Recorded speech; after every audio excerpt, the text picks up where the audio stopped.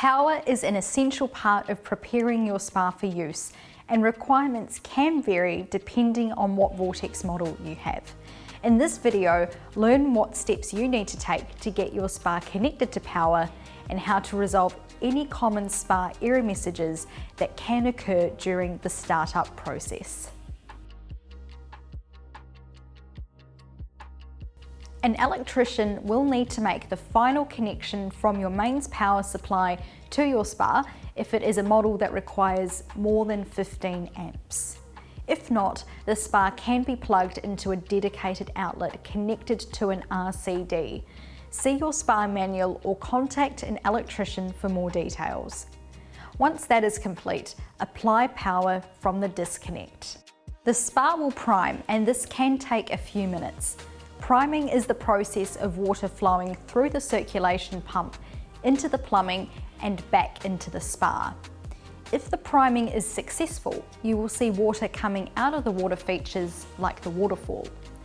In the rare event that you see error 3 on the keypad after the priming has been activated, disconnect the power to the spa, loosen the barrel union on the top of the small circulation pump slightly until air hisses out and then only water comes out.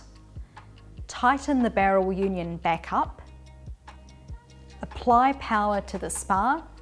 If you continue to get an error 3, remove the suction filter where you inserted the hose to fill the spa and make sure the isolation valves are open. If you still get an error 3, contact Spa World. If you see error 4 on the keypad, follow the same procedure for an error 3, but also loosen the heater barrel union until water comes out to remove any air. Apply power to the spa. If you continue to see an error 4 on the control panels, contact Spa World. If you don't get a error 3 or error 4 pop up on your keypad, or once you have resolved these issues, then you are ready to place your panel back on your spa.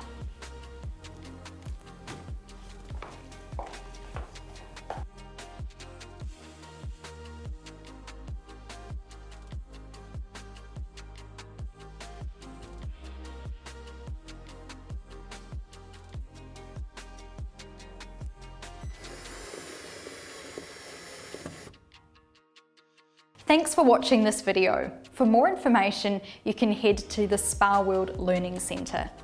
To learn the next step in the Vortex Spa setup guide, click the following link displayed at the end of this video.